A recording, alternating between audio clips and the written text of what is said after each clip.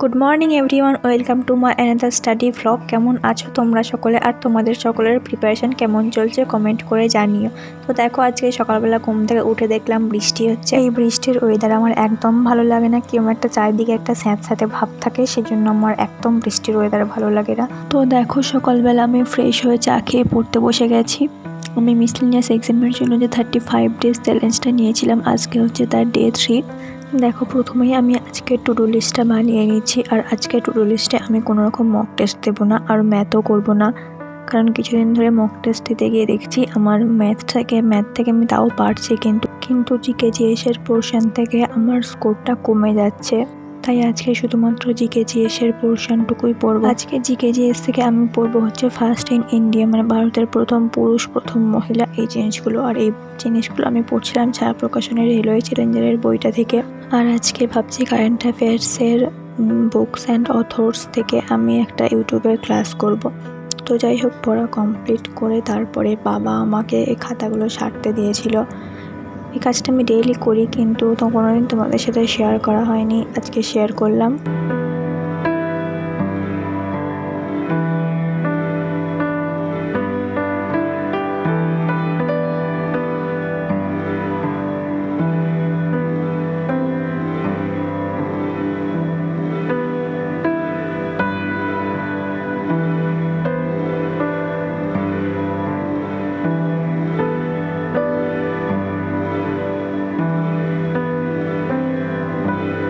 বাবার এই কাজটা কমপ্লিট করতে প্রায় 12টার মতো বেজে গিয়েছিল। আর তারপরে আমি স্নান করে খেয়ে দিয়ে একটু ঘুমিয়ে নিয়েছি। তারপর দুপুরের দিকে হচ্ছে আমি বলেছিলাম বুকস অ্যান্ড অথর্সের একটা ক্লাস করব। এখানে হচ্ছে 2023-এর জানুয়ারি মাস থেকে 2024-এর জুন মাস পর্যন্ত সমস্ত বুকস অ্যান্ড অথর্সগুলো আমি খাতায় নোটস করে নিয়েছি। কারেন্ট অ্যাফেয়ার্স আমি ডেইলি বেসিসে পড়ি না, আমি মান্থলি কারেন্ট অ্যাফেয়ার্স পড়ি। আর আমি সবসময় টপিক ওয়াইজ কারেন্ট অ্যাফেয়ার্স পড়ি। পিএসসি মিসলেনিয়াসের জন্য আমি পুরো কারেন্ট অ্যাফেয়ার্স পড়বো না, আমি শুধুমাত্র কিছু কিছু সিলেক্টিভ জিনিস, যেরকম books and authors, sports, award, আর হচ্ছে অ্যাপয়েন্টমেন্ট। কারণ এক খাতা কারেন্ট অ্যাফেয়ার্স পড়তে গিয়ে স্ট্যাটিক পার্টগুলো আমি সব ভুলে যাই, তাই স্ট্যাটিক পার্টগুলো শুধু রিভিশন দেবো, আর কারেন্ট অ্যাফেয়ার্সের এই কিছু সিলেক্টিভ জিনিসই পড়বো।